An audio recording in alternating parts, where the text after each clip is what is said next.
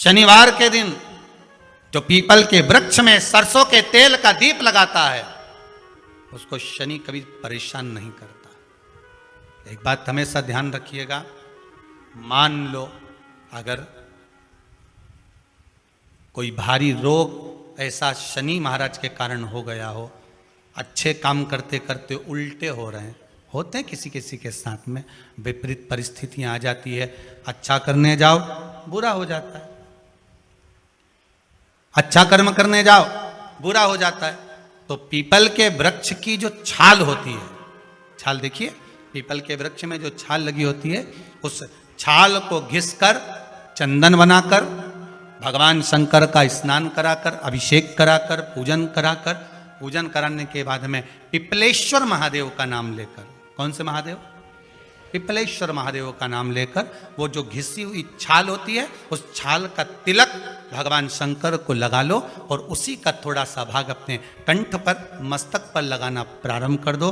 धीरे धीरे जो विपरीत दशा है वो सुधरना प्रारंभ हो जाती है। पर नाम याद रखना, पिपलेश्वर, जम के बोलिए, पिपलेश्वर महादेव भगवान शंकर का एक अवतार है, पिपलाद अवतार।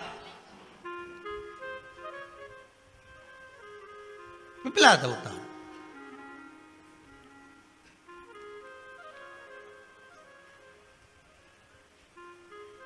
जब दधीचि ऋषि की अस्थियां चली गई, उनकी धर्मपत्नी सुवाच ने देखा मेरे पति को मार दिया गया, मेरे पति की अस्थियां ले गए राक्षसों का संहार करने के लिए, उनकी अस्थियां लेकर चले गए, मेरा पति चले गया। सुवाच गर्व से थी, मरना चाहती थी, प्राण छोड़ना चाहती थी। शिव जी ने देखा ये तो अग्नि के ऊपर चढ़कर अपनी देह त्याग रही।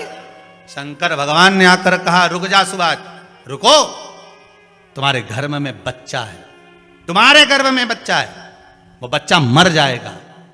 अब इस बच्चे को जन्म देकर भी क्या करूंगी? नहीं पिपली, तुम्हारे गर्भ में जो बच्चा है वो महाज्ञानी है, तुमने मुझसे प्रसाद के रूप में मांगा था, कहा था शिव जैसा पुत्र होना चाहिए, तो क्या तुम शंकर को नष्ट कर दोगे? मैं शंकर को जन्म दूंगी। सुवाच ने 2 पत्थर उठाए, अपने गर्भ पर मारना प्रारंभ करा, गर्भ पर मारा, बच्चे ने जन्म लिया।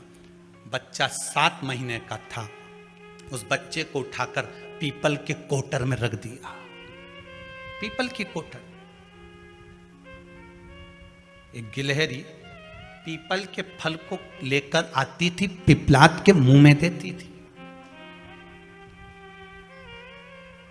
शिव का एक अवतार, इसलिए शंकर का नाम ही पिपलेश्वर महादेव। शिव का एक अवतार पिपलाद के रूप में हुआ है। तुम क्यों चिंता करती हो? तुम चिंता मत करो, तुम्हारा पुत्र जन्म दो तुम। और दिया धन सुवाच ने, उसके बाद प्राणों को त्यागा। और उस पीपल के कोटर में अगर भरण पोषण करने वाला कोई था तो वह देवाधिदेव महादेव था। फिर निवेदन करेंगे, माता के गर्भ में बच्चा रहता है, उसका भरण पोषण करने वाला मेरा देवाधिदेव महादेव है। अगर जन्म उसने दिया है तो मृत्यु भी वो देगा। अगर तुमको कुछ ज्ञान दिया है तो अच्छी जगह पर भी वही पहुंचाएगा। आप जो अभिलाषा लेकर आते हैं, बच्चे कहते हैं हमारी नौकरी नहीं है, सर्विस नहीं है, हम इस कॉलेज में पढ़ना चाहते हैं, हम इस जगह जाना चाहते हैं, हम इस पद पर जाना चाहते हैं, बस इतना याद रखना, तुम्हारा भाग्य बुरा नहीं होता। कभी भी याद रखना, संसार में जिसको भगवान ने जन्म दिया उसकी किस्मत कभी बेकार नहीं हो सकती। अगर भगवान तुम्हारी किस्मत बेकार होती तो जानवर बनाकर पैदा करता, इंसान बनाकर नहीं। किस्मत अच्छी थी इसलिए इंसान बनकर पैदा हुए, जानवर बनाकर पैदा नहीं करा। अगर तुम्हारी किस्मत अच्छी थी इसलिए मनुष्य बनकर पैदा हुए हो, इंसान बनकर पैदा हुए हो, मानव बनकर पैदा हुए हो। भगवान को दोष मत देना कि भगवान ने किस्मत बेकार दी है। भगवान ने किस्मत अच्छी बनाई है इसलिए तुझे मृत्यु लोक में जन्म दिया। भगवान ने भाग्य अच्छा बनाया इसलिए तुझे शिव महापुराण की कथा सुनने का मौका दिया। नहीं तो भाग्य में नहीं होती तो कहां से मिल जाती? किस्मत अच्छी है तो भगवान नौकरी भी लगाएगा, धंधा भी करवाएगा, सर्विस भी कराएगा, विवाह भी करेगा, शादी भी करेगा, मकान भी बनाएगा, जायदाद भी देगा, संतान भी देगा। उसने दिया है पेट तो भरेगा वही। हम काय को अपने माथे पर ले?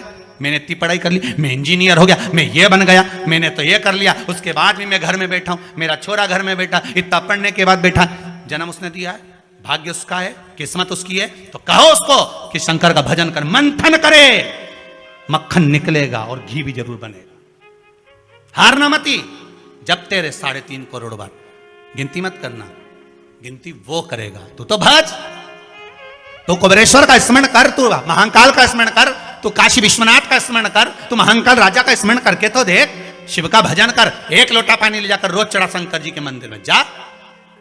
शिव से भजन करने में क्या देरी, नहीं जा सकता शिव मंदिर में जाने में। बच्चों को अगर शर्म आती हो तो बेलपत्री के पेड़ के नीचे पानी चढ़ाया, वो भी नहीं कर सकता तो पीपल के पेड़ के नीचे चढ़ाया, वो भी नहीं कर सकता तो आंवले के पेड़ के नीचे चढ़ाया।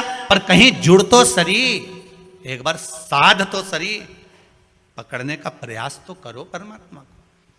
तुम भगवान को एक बार पकड़ लो, फिर परमात्मा नहीं छोड़ता। पूतना ने एक बार गोदी में लेके दूध पिलाया था, बाद में पूतना कह रही थी छोड़ दे छोड़ दे छोड़ दे, आकाश में उड़ गई, छोड़ दे छोड़ दे। भगवान के आई काय को मौसी, काय को आई, और आई है तो दूध पिलाया है तो फर्ज तो अदा करूंगा, ऐसे थोड़ी छोड़ दूंगा। तुम भगवान को एक लोटा पानी चढ़ा दोगे, भगवान को दूध चढ़ा दोगे तो भगवान ऐसे ही छोड़ देगा क्या? पकड़ लेगा, छोड़ेगा ही नहीं। फिर तुम कहोगे भगवान छोड़ दे, भगवान छोड़ दे।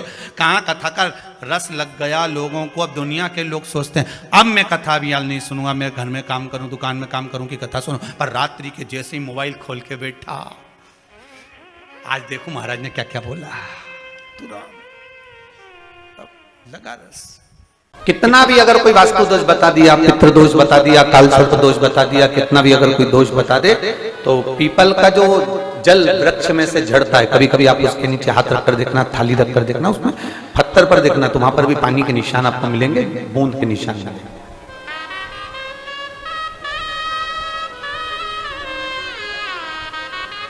मात्र उस पीपल के वृक्ष के जल की एक बिंदी, एकमात्र बिंदी, शंकर भगवान का जो शिवलिंग है, जलाधारी है, चरण है, गणेश कार्तिक का स्थान है, अशोक सुंदरी का स्थान है, और प्रत्येक जलाधारी में से पानी बीच में से आकर नीचे की ओर गिरता है, नीचे की ओर गिरता है। आप लोगों के स्मरण में हमने पहले भी बताया कि राइट में किसका स्थान है? गणेश जी का, लेफ्ट में कार्तिक के, बीच में अशोक सुंदरी। ये क्या है?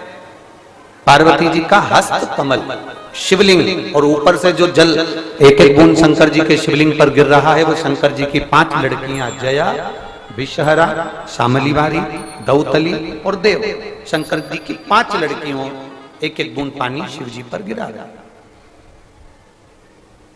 जहां जल नीचे गिरता है उस स्थान से जहां तक जल बहकर जा रहा है, उस स्थान तक 33 कोटि देवताओं का स्थान, 33 कोटि देवताओं का स्थान। अब जहां पानी आया, जहां नीचे गिरा, उसके बीच में जो स्थान होता है, आप लोगों ने देखा है कि नहीं देखा? जिनने देखा है जरा हाथ उठाओ। ये पानी जैसे यहां तक आया और यहां के बाद नीचे गिरेगा, तब वो नाली के माध्यम से बाहर जाएगा। तो जितनी दूर यहां से वो नीचे की ओर जो गिर रहा है, यहां से वो नीचे की ओर जो पानी जा रहा है, ये जो स्थान होता है, ये हमारे 3 दोषों को निवारण तुरंत कर देता है। एक हमारा पितृदोष, एक हमारा कालसर्प दोष, और एक हमारा वास्तु दोष का निवारण ये तुरंत करता है।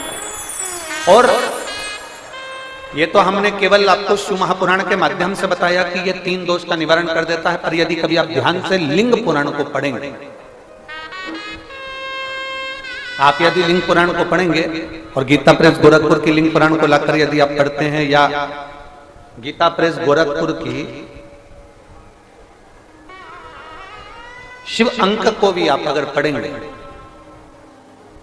उसका नंबर हमारे स्मरण में नहीं आ रहा है, शिव अंक को भी अगर आप पढ़ेंगे तो उसमें भी आपको वर्णन मिलेगा कि हम तो केवल 3 दोष का बता रहे हैं, पर हमारे शास्त्र तो यहाँ पर और भी दोषों का वर्णन कर रहे हैं। जैसे किसी ने बता दिया आपको शनि का दोष है, किसी ने बता दिया मंगल का दोष है, किसी ने बता दिया आपको केतु का दोष है, किसी ने बता दिया आपको राहु का दोष है, किसी ने आपको कह दिया कि बृहस्पति का दोष है, किसी ने कह दिया आपको ये वाला दोष है। दुनिया के जितने दोष पीपल के वृक्ष के झड़ता हुआ जल की एक बूंद का स्पर्श, भले वो सूख गई हो, उसका एक स्पर्श मात्र जहां पानी नीचे की ओर गिर रहा है, उतनी परिधि, उतनी जगह के बीच में जहां से पानी गिरता है, बस उस स्थान पर अगर वो उंगली अपना नाम और गोत्र का स्मरण कर कर भी लगा दी जाए और एक लोटा जल चढ़ा दिया जाए, तो ये जितने दुनिया के दोष हैं वो अपने आप समाप्त हो ही जाते हैं। शंकर की भक्ति का है मूल। बोल बम का नारा है।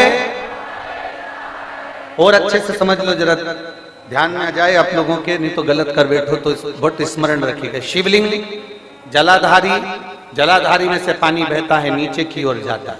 जितना मोटा शिवलिंग की ये जलाधारी होती है उसमें से पानी जहां नीचे गिरता है, जितनी भी मोटी हो उसमें कहीं पर भी आप बिंदी लगा सकते, कहीं उस स्थान पर आप कहीं पर भी उस बिंदी को लगा सकते।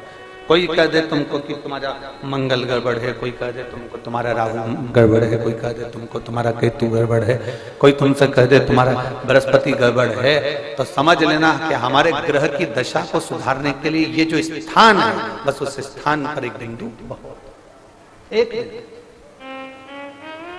अब आज के जमाने में आपने देखा होगा, जब से आप शंकर जी को जल चढ़ाना प्रारंभ करें, जब से आपने शिव महापुराण की कथा सुनना प्रारंभ करी, तब से आपने सुना होगा कि कोई भी अब ज्यादा आपको सुनने को नहीं मिलता कि वास्तु दोष हो गया, कि पितृदोष हो गया, कि कालसर्प दोष हो गया। इसके पहले का जो समय था, उस समय किसी को भी पत्रिका दिखाओ, किसी के पास भी जाओ, वास्तु दोष, कालसर्प दोष, पितृदोष, ये सारे दोष चलते रहते थे। पर तुमने जो एक लोटा जल शंकर भगवान को समर्पित करा, तुम्हारा चढ़ा हुआ जल उसी स्थान से नीचे गिर रहा है जहां हमने बिंदी लगाने का बताया, वहां से नीचे गिर रहा है, तो तुम्हारा दोष जल चढ़ाते चढ़ाते अपने आप वो दोष समाप्त होता चलेगा। सारी समस्या का हल एक लोटा। आप जो भगवान शंकर को समर्पित कर रहे हैं, आप भगवान शिव। 3, शिव जी की करुणा का गुणगान करने के लिए 3, जब आप तकलीफ में होते हो तो 3, शंकर को जल चढ़ाने वाला, एक लोटा जल चढ़ाने वाले के पास 3 को भगवान शिव अवश्य भेजते हैं। दुख को समाप्त करने से पहले 3 को मेरा शंकर आपके दरवाजे पर जरूर भेजता है। पहले नंबर पर मां आद्य शक्ति दुर्गा को आपकी पड़ोसन के रूप में, आपके रिश्तेदार के रूप में, आपके कुटुंबी के रूप में, आपके संबंधियों के रूप में, किसी ना किसी के रूप में आपके पास भेजकर बोलेंगे, क्यों घबराती हो, क्यों चिंता करती हो, क्यों टेंशन लेती हो।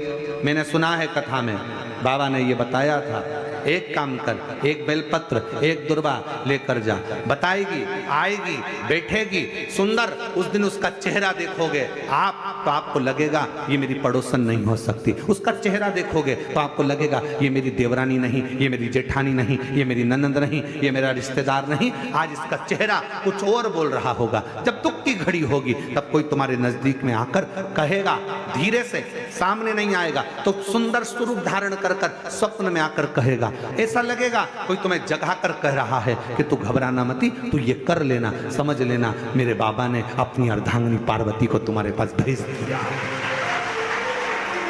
मेरे शिव ने अपनी पत्नी को तुम्हारे पास भेज दिया, अपनी अर्धांगिनी को भेज दिया। दूसरे नंबर पर मेरे भोले बाबा, मेरे शंकर, मेरे त्रिकालदर्शी, मेरे करुणा सागर, मेरे शंकर। दूसरे नंबर पर अपने गण भृंगी को भेज देते। अभी जो आप कथा चाकरवाड़ी बीड़ में श्रवण करेंगे ना, वहां पर 1 बजे से 4 बजे तक, उसमें कथा में आप सुनेंगे भृंगी क्या क्या करता है। शिव जी के गण श्रृंगी और भृंगी का कर्म क्या।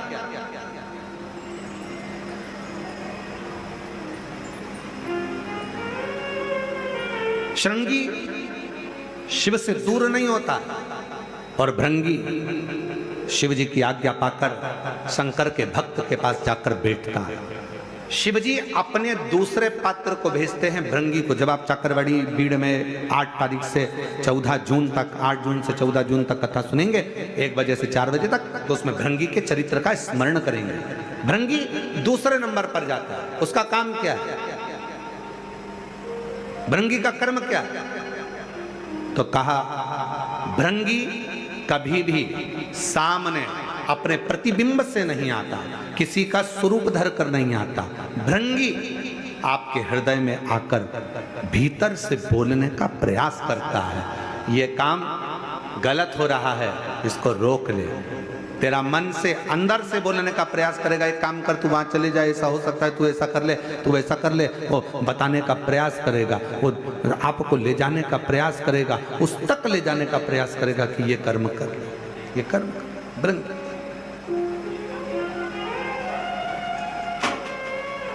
दूसरे नंबर पर भृंगी आपके मन की वाणी को शिव तक पहुंचाने का प्रयास करेगा। और तीसरे नंबर पर भगवान शंकर अपने भक्त का दुख हरने से पहले तीसरे नंबर पर भेज देते हैं अपने नंदीश्वर को, अपने नंदीगण को मेरे शिव भेजते हैं। नंदी का काम क्या है? जैसे ही नंदी आता है, कोई व्यक्ति के रूप में, किसी रूप में, किसी फोन के रूप में, किसी कॉल के रूप में, किसी पत्र के रूप में, किसी मैसेज के रूप में, जब नंदी तुम्हारे घर में प्रवेश करता है तब वो तुम्हारे रास्ते को क्लीन कर देता है, रास्ते को साफ कर देता है, उसको मार्ग को प्रशस्त कर देता है।